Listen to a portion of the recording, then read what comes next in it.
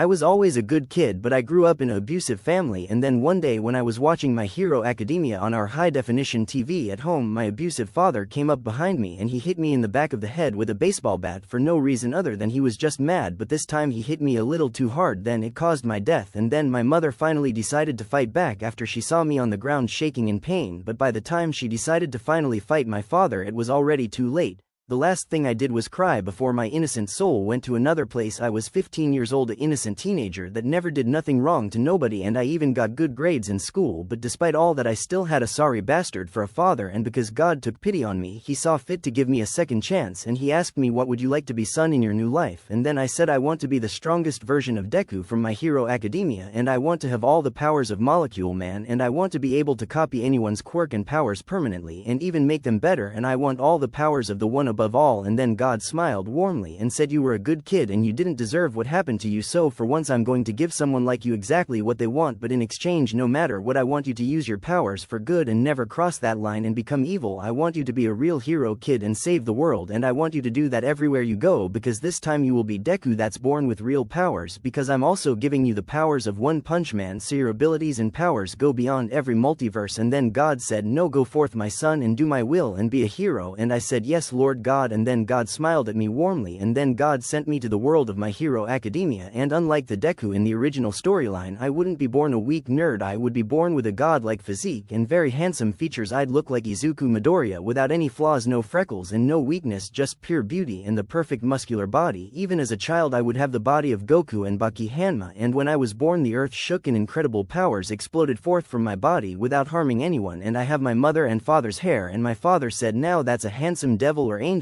depending on how you look at him. Was that his powers, Inko? And then she said, I think so. And then the Dr. Ajinko came into the room to examine me, and he said, just by looking at your son right now I can tell you that he definitely has a quirk, and if what I saw earlier is any indication, then your son probably has a very powerful quirk, and I can't wait to test his abilities, Dr. Ajinko said excitedly. And then my mom, Inko Midoriya, got upset.